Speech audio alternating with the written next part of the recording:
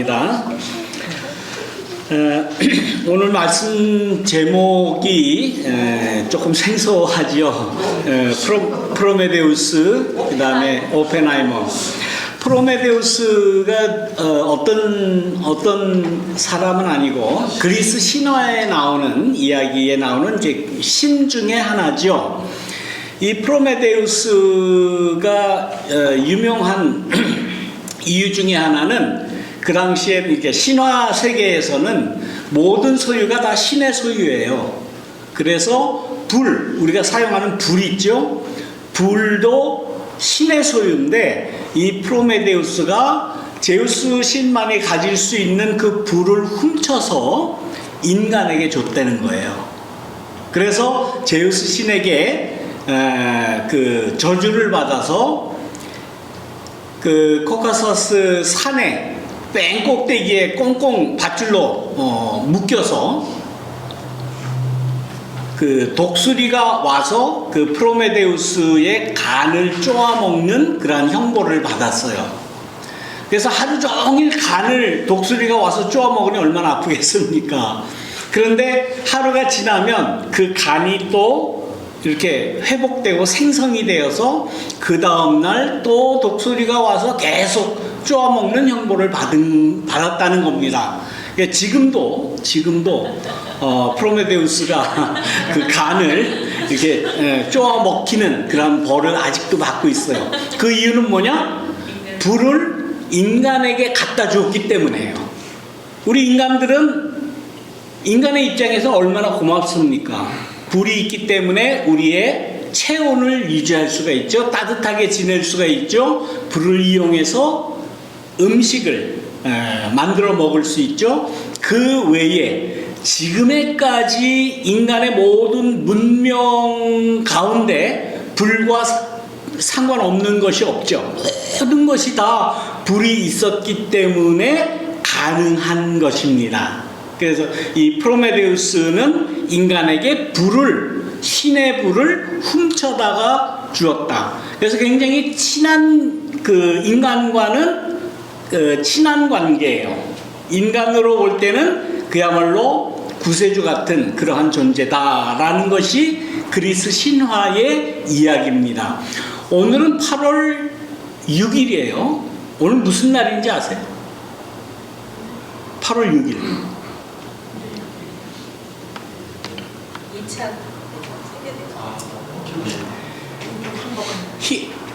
저쪽 왼쪽 사진이 히로시마에 떨어진 원자폭탄, 여기 오른쪽에 있는 것이 나가사키에 떨어진 원자폭탄.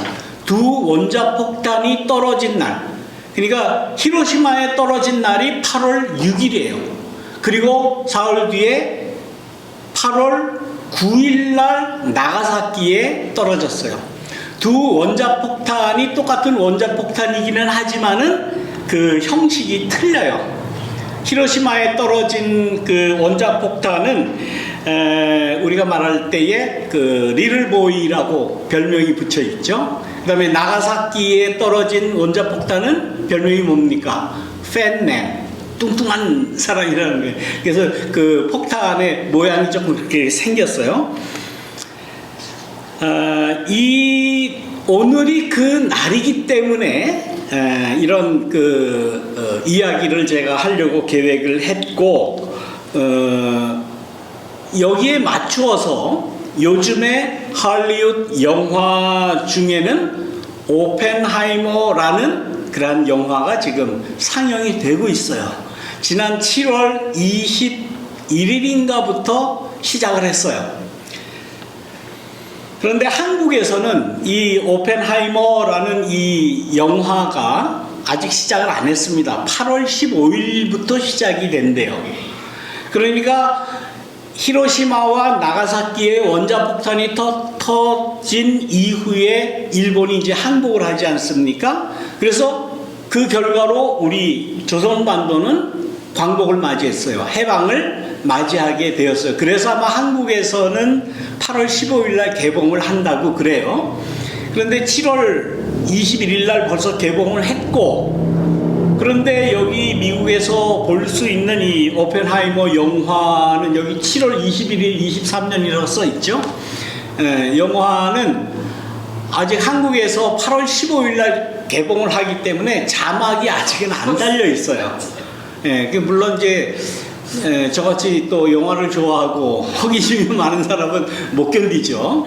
그래서 2주 전에 개봉을 하자마자 가서 3시간 동안에 정말 흥미진진하게 보았고, 여기에 관련된 많은 그 공부를 하게 되었고, 여기에서 우리에게 주시는 하나님의 말씀이 있다라고 생각되어서 오늘 말씀을 준비했습니다. 오늘 말씀은 이번 주 내만 준비한 게 아니라 7월 21일부터 지금까지 계속 제가 생각하고 나름대로 준비한 그러한 말씀입니다. 이 오펜하이머라고 하는 이 인물이 어떤 인물인가 하면은 타임즈에도 나왔어요. 왜? 원자폭탄을 만든 과학자이기 때문에. 오펜하이머 독일계 유대인입니다. 대부분의 그 걸출한 과학자들이 대부분 유대인이 많죠. 특히 이 시대는 그랬다고 그래요. 뭐 우리가 잘 아는 뭐 아인슈타인이나 오펜하이머나 다 주이시예요. 다 유대인들이에요. 그래서 독일의 나치가 한참 기승을 부릴 때에 유대인을 탄압했잖아요. 그러니까 독일에 있다가 대부분 다 미국으로 훌륭한 그 과학자들이 미국으로 다 건너와서 연구 활동을 했다라고 볼 수가 있습니다. 1939년 나치가 히틀러가 폴란드를 침공하면서 2차 대전이 시작이 됩니다. 그러면서 점점 나치의 세력이 확장이 되고 그러던 때예요. 1939년. 여기 지금 39년 이전 저기 태어나신 분이 계십니까? 죄송합니다만 아무튼 대부분 다 이전이시죠? 우리 장로님들. 아무튼 39년에 2차 대전이 시작이 됐는데, 그 39년이 중요한 게 2차 대전만 시작된 게 중요한 게 아니에요. 과학적으로, 물리학적으로는 핵 분열이 발견이 됐어요. 핵 원자라는 거는 가장 작은 물질의 단위 아닙니까? 모든 물질을 쪼개고 제일 나중에 있다고 생각한 것이 원자였어요. 더 이상 쪼갤 수 없는 그러한 존재가 원자예요. 그런데 39년에 대부분 독일에 있던 이 과학자들, 그들 중에 대부분이 또 다 주시예요. 그 과학자들이 원자도 쪼개진다라는 것이 발견이 됐어요. 원자가 있으면 여기에다가 그 우라늄이라는 원자에다가 중성자를 갖다 때리니까 원자도 쪼개지더라는 거예요.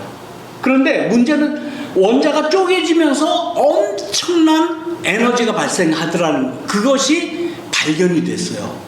그래서 과학자들이 생각을 하기를 요거를 잘 이용하면 엄청난 화력의 무기를 생산할 수 있겠다라는 생각을 했어요. 그런데 독일에서 많은 핍박을 받던 유대인들 과학자들이 많은 사람들이 다 미국으로 이제 도망오지 않습니까? 도망가서 가만 생각하니까 지금 그 원자가 쪼개진다고 하는 이 실험이 독일에서 지금 발견이 된 거거든요. 생각을 하니까 만약에 그것이 히틀러의 손에 들어간다면 이 세상이 어떻게 되겠는가. 그래서 미국에 있는 많은 주이시 과학자들이 그 당시 대통령이었던 루즈벨트에게 편지를 했어요. 31대 대통령 루즈벨트 편지를 했어요. 지금 원자가 분열한다는 이 과학적인 사실이 증명이 됐는데 이것이 큰 무기가 될 수가 있고, 만약에 그 무기가 히틀러 손에 들어간다면 이 세상이 어떻게 되겠는가. 이거를 빨리 미국이 먼저 개발을 해야 된다, 무기를. 그래서 편지를 썼습니다. 그 편지를 쓰는데 그냥 웬만한 과학자들이 쓴다고 뭐 백악관이 뭐 그 편지 하나에 그냥 그러냐 그렇게 하고 뭐 일을 추진하겠습니까? 과학자들이 그 당시에 가장 유명한 그 과학자 중에 하나인 아인슈타인에게 가서 당신의 이름을 여기다 서명을 해라, 당신이. 그래도 적어도 아인슈타인이 편지를 했다 그러면 그래도 그 편지에 그 무게가 더 실리지 않겠냐. 그래서 이 아인슈타인이 거기다 사인을 합니다. 루즈벨트가 그 편지를 보고 그래? 그러면은 우라늄 연구소라는 것을 만들어서 그 히틀러 손에 들어가기 전에 미국에서 빨리 만들자. 그래서 루즈벨트 대통령 때에 맨하탄 프로젝트라고 하는 그러한 그 비밀스러운 프로젝트를 시작을 한 거예요. 그게 뭔가 하면은 실제로 맨하탄에 있는 브로드웨이 270번지 18층 거기에서 맨하탄 프로젝트가 시작이 됩니다. 내노라한 걸출한 과학자들이 다 모였어요. 그래서 빨리 이 원자 핵 분열을 이용한 무기를 빨리 만들자.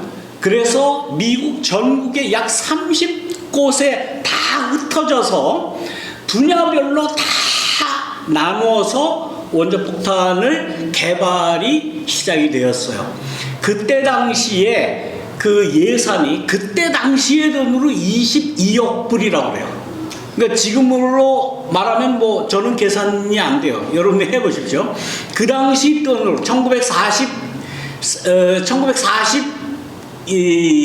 1939년 그 이후에 40년대부터 시작된 그때의 돈으로 22억 불이니까 엄청난 거죠. 그래 전국에 약 30개 연구소에서 분야별로 다 연구를 해서 종합하는 일을 했어요. 이렇게 하다가 보니까 그 당시만 해도 인터넷도 없지요. 뭐 전화도 그렇게 시원치 않지요.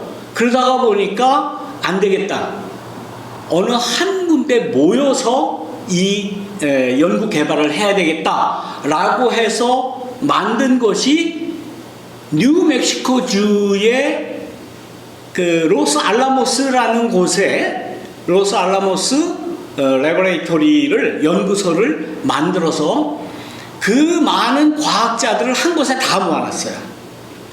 그래서 거기에서 연구를 하면서 약 한 3년간 연구를 한 끝에 1945년 7월 16일 날 드디어 원자폭탄이 완성이 된 거예요.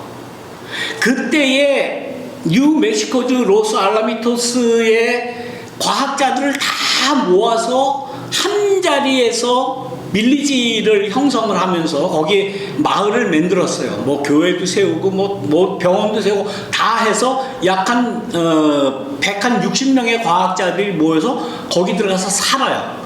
나오지도 못해요. 그래서 들어갈 때는 계약서를 썼대요. 전쟁이 끝나도 6개월은 못 나간다. 거기에서 청소 일을 하는 사람들까지. 그렇게 해서 거기에서 드디어 이 원자폭탄을 만든 거예요. 이 원자폭탄은 그 팻맨이나 리틀보이가 아니라 시험용 원자폭탄을 만들어 가지고 거기 로스알라미토스 옆에 이런 큰 탑을 만들어서 약 한 30m 높이에다가 이 원자폭탄 시험용 원자폭탄을 만들어서 거기에서 터뜨린 거예요. 그 날짜가 7월 16일이에요. 이 실험이 성공함으로써 어떤 의미를 가지느냐?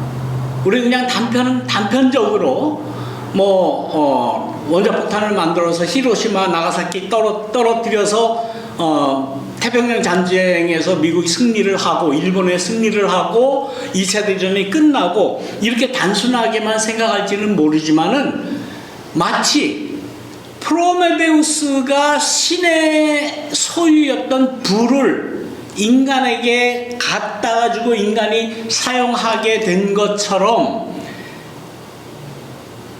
이 원자폭탄이 발명된 이후에 우리 인간의 위상이라고 하는 것은 어떻게 보면 신의 위치에까지 올라간 거예요. 인간이 가지고 있는 결정에 의해서 인간이 우리의 모든 존재를 다 끝내버릴 수가 있다는 거예요. 이러한 그 놀라운 일이 벌어진 것이 1945년 7월 16일. 며칠이라고? 네, 7월 16일. 그런데 그 이전에 전 세계적인 그런 여러 가지 그 2차 대전에 그 복잡한 것이 많지만은 미국으로서는 치명적으로 그 치명타를 받은 게 뭡니까? 하와이 진주만. 일본 그 항공기가 약 한 300대 항공기가 와가지고는 오아후 섬에 있는 하와이 오아후 섬에 있는 그 펄 하버, 진주만이라고 그러죠. 펄 하버에 정박해 있는 미 태평양 함대를 그냥 공격을 했죠. 폭탄만 투하해서 공격한 것이 아니라 뭐라 그럽니까? 비행기 자체가 날라와서 폭탄 떨어뜨린 것이 아니라 비행기 자체가 그냥 가미가제 특공대 그냥 때려 박은 거예요. 그냥 항공기 배에다. 그 태평양 함대가 불과 한 3시간 만에 완전히 다 전멸됐다는 것 아닙니까? 아직도 하와이 가서 그 펄 하버 가 보시면 그때의 무슨 항공모함인가요? 아무튼 거기에서 아직까지도 공격받았던 배에서 기름이 아직도 나와요. 한 방울 한 방울 기름 나오고 아직도 보입니다. 한번 가보세요. 그러니까 미국으로서는 엄청나게 자존심도 상했고 그야말로 미국 본토가 공격을 받은 것 아닙니까? 그 이후에 미국이 가만히 있질 않았죠. 대거 다시 정비를 해가지고 일본의 주요 도시에는 다 공습을 한 거예요. 그래서 동경 대공습이라는 거 우리가 아시죠? 미국의 항공기가 가서 그 동경을 왕실 고기만 제외하고는 완전히 다 숯대밭을 만들어서 완전히 불바다를 만들었어요. 전혀 도시 기능을 하지 못할 정도로 공격을 했습니다. 여러 주요 도시도 다 했어요. 그랬는데도 일본이 항복을 안 해요. 항복을 안 해요. 그때 당시 일본의 그 군부 세력들은 우리가 일본 인구가 1억 명인데 1억 옥쇄라고 해가지고 1억 명이 다 죽을 때까지 우리 싸우자. 항복을 안 하는 거예요. 끝나질 않아요. 그래서 루즈벨트 대통령이 이거 빨리 개발을 하자. 그래서 개발이 맞춰진 게 45년입니다. 그러니까 41년에 진주만 공격을 당하고 45년까지니까 약 3년 4년 동안에 미국은 계속 일본을 공격을 해왔는데도 일본은 항복을 안 하는 거예요.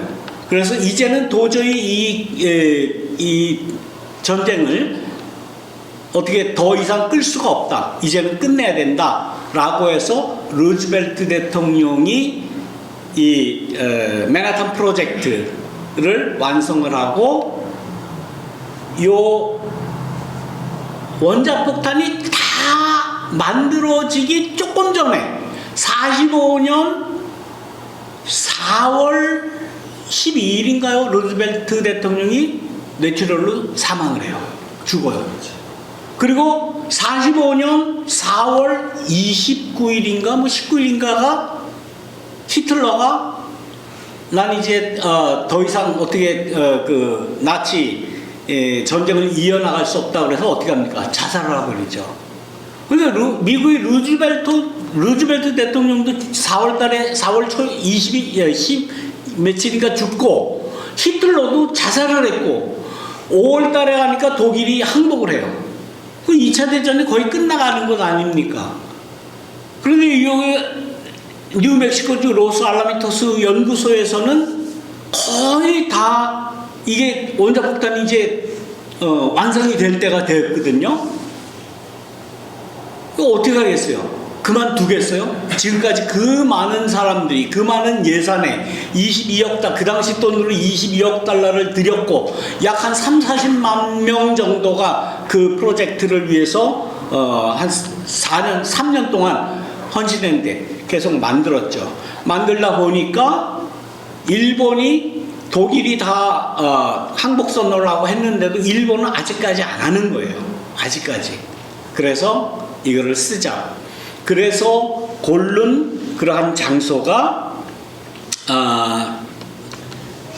히로시마, 나가사키 두 곳을 골랐습니다. 그래서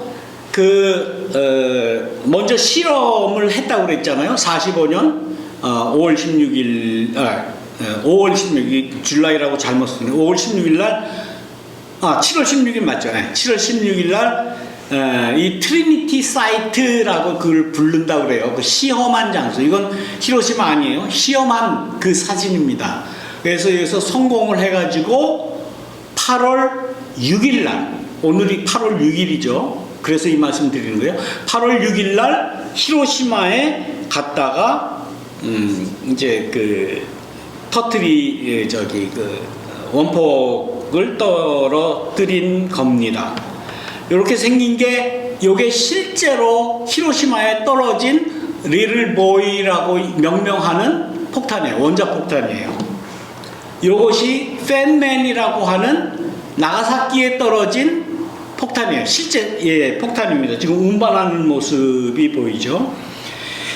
이 폭탄들을 여기 에놀라 게이라고 하는 이 B-29 비행기에다 실어가지고 히로시마, 나가사키에 갔다가 터뜨린 겁니다. 그 터뜨린 결과 우리는 다 너무나 잘 알죠. 히로시마에 약 한 14만 명이 원자폭탄으로 해서 직사를 하죠. 이 히로시마가 원자폭탄을 맞고 되어진 이 모습입니다. 완전히 다 도시가 없었죠. 그 당시 히로시마가 약 34만 명 정도가 있었는데 그 중에 14만 명이 죽었는데 그 중에 4만 명 정도가 한국 강제 징용 노동 끌려갔던 사람들이 약 한 4만 명이 죽었어요. 한국 사람. 그러니까 원폭 피해국은 일본뿐만 아니라 한국도 피해를 봤다. 또 나가사키에도 마찬가지. 나가사키에도 약 한 7만 명이 죽었고 나중에 혹 한 4만 명이 나중에 또 죽어서 약 한 11만 명, 12만 명이 죽었다고 그러는데, 거기에 나가사키에 미쯔비시 중공업이 있었고 한국에서 징용으로 끌려갔던 많은 한국인, 조선인 노동자들이 죽었어요.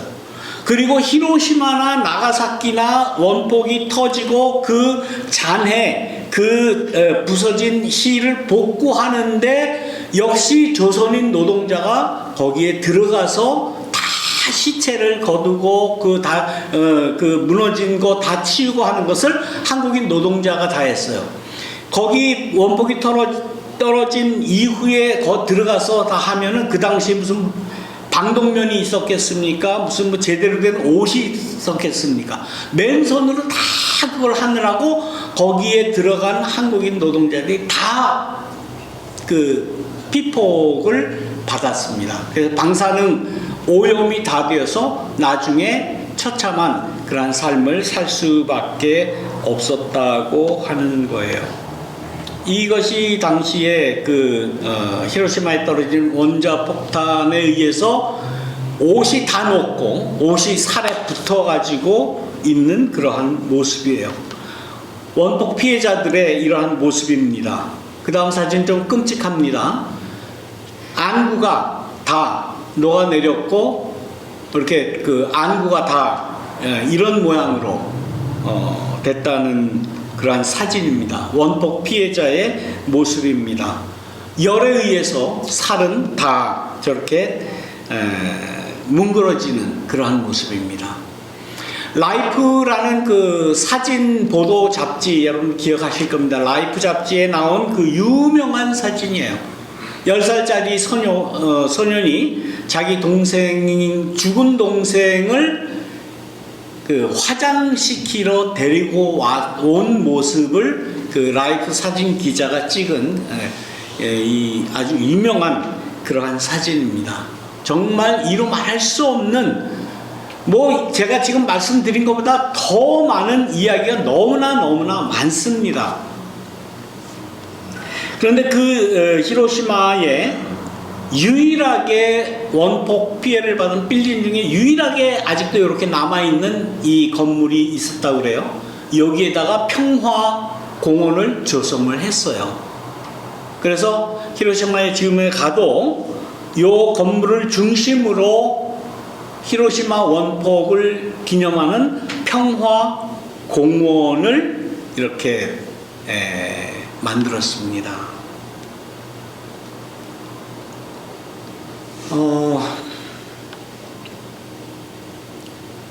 오늘 우리가 읽은 이 성경 말씀, 그 말씀에는 뭐라고 말씀을 합니까? 나는 평화를 너희에게 남겨준다. 나는 내 평화를 너희에게 준다. 내가 주는 평화는 세상이 주는 평화와 같은 것이 아니다. 그렇게 말씀을. 세상에 과연 우리가 이야기하는 평화, 이 평화가 과연 무엇입니까? 일본은 자기네들도 많은 잘못을 하지 않았어요? 동남아를 전체로, 동남아시아 전체를 다 전쟁터로 만들어버렸고, 이 태평양 전쟁을 한다고 한반도뿐만 아니라 조선 땅뿐만 아니라 전체 아시아에 있는 그 많은 나라에서 정말 그 중요한 것은 다 빼앗아다가 전쟁 물자로 쓰고 그러지 않았습니까? 그러다가 원자폭탄을 맞은 거죠. 그러면서 자기네들은 나름대로 우리는 피해를 당했다. 물론 피해를 당한 거죠. 피해를 당한 거죠. 그 끔찍한 이러한 그 모습들 또 얼마나 끔찍합니까? 뭐 이루 말할 수도 없죠. 끔찍한 일이에요. 당했어요. 일본도 당했어요. 인간이 만들어 놓은 이러한 세상이라는 것, 이제는 하나님의 컨트롤의 영역을 벗어났습니다. 언제 누가 이 오류를 범할지 몰라요. 물론 이 원자폭탄이라고 하는 것이 인류를 멸망으로 끌고 갈 수도 있지만은 인류로 하여금 전쟁을 멈추게 할 수도 있다. 더 나아가서 평화를 지킬 수도 있다. 그야말로 전략회의라고 하는 그러한 그 개념으로 이야기하기도 합니다. 이건 한번 터졌다 하면, 한번 썼다 하면 뭐 인류 전체가 다 죽으니까 이거는 아예 쓰지 말자. 만들지만은 쓰지 말자. 만들어 놓고는 그 만든 국가의 정치적인 역량을 넓혀가는 데만 사용하자. 지금 그러고 있지만은, 그러나 그 결정은 하나님이 하지 않고 인간이 합니다. 언제 터질지 몰라요. 그 이후에 많은 나라들이 원자폭탄을 생산을 하지 않습니까? 1945년 이후 1949년에 소련에서 드디어, 그 당시 소련이죠. 소련에서 원자폭탄을 만들기 시작하고 1950년도에 이루 말할 수 없는 숫자의 원자폭탄을 다 가지고 있어요. 지금 통계에 의하면 소련이 약 5,000기, 뭐 미국이 한 4,000기, 뭐 미국이 5,000기인지 소련이 4,000기인지 5,000기인지 그거는 중요하지 않아요. 다 지금 몇천 기씩을 지금 가지고 있습니다. 그뿐만이겠습니까? 중국도 가지고 있죠, 영국도 가지고 있죠, 불란서도 가지고 있죠, 인도도 가지고 있죠. 파키스탄 생사 화복을 주장하신다라고 하는 이 말, 우리 늘 그런 말 이렇게 쉽게 하잖아요. 무색한 거예요. 전지전능의 하나님이다? 무색한 그 교리예요. 지난주에 우리 장혁근 목사님 불변의 하나님이란 오류 야만성. 네? 야만성. 야만성. 네, 그렇게 말씀하셨는데 저는 오늘 그런 말씀을 드릴 수 있겠어요. 전지전능이란 하나님의 허구성. 그거는 성경이 그렇게 이야기하지 않아요. 교리가 그렇게 만드는 거예요. 교리가 우리는 하나님만 믿으면 된다. 하나님이 모든 것을 우리의 인류를 이끄신다라고 하지만은 하나님이 인류를 이끌어서 히로시마에 원자폭탄이 터졌습니까? 하나님이 전지전능한 하나님이시기 때문에 나가사키에 팬맨이 터져서 그 많은 사람들이 죽었습니까? 우리 인간의 위상은 1945년 8월 6일 이후로 달라졌어요. 달라진 걸 인정을 해야 돼요. 그리고 믿는 사람들로서 어떤 자세를 가져야 되냐, 세상이 이렇게 돌아가는 이 일에 대해서 어떤 책임 있는 삶의 신앙의 자세를 가지고 있어야 되느냐. 다 평화를 이야기해요. 미국도 평화를 이야기하고 독일도 평화를 이야기하고 일본도 평화를 이야기하고 다 평화를 우리는 최고의 가치로 생각한다. 다 이야기를 해요. 그러나 인간이 추구하는 그런 평화는 예수님은 단적으로 말씀하시잖아요. 내가 주는 평화는 너희 세상이 주는 평화와 다르다. 그렇다면 우리는 어떻게 해야 됩니까? 우리도 힘을 키워야 되니까 우리도 원자폭탄을 갖자. 정신 나간 소리예요. 미국이 원자폭탄이 많고 그러니까 그 핵 우산 밑에 우리가 거기 있으면은 우리는 아무 걱정 없다.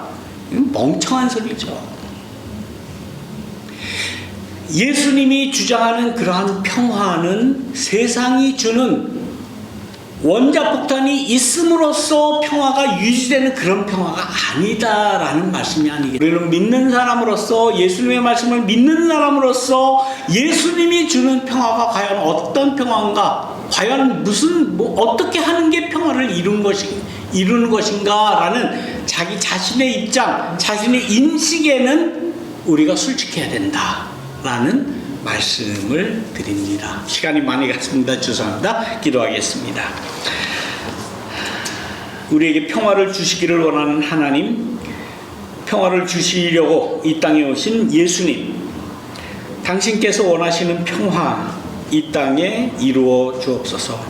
말로만 우리가 평화 외치는 것이 아니라 진정으로 하나님의 평화를 이루기 위해서 내가 어떤 생각을 할 것인가, 어떤 행동을 할 것인가, 어떤 행동 양식의 삶을 살아갈 것인가는 스스로가 말씀 앞에 솔직히 설 수 있도록 인도하여 주옵소서. 예수님의 이름으로 기도드립니다. 아멘.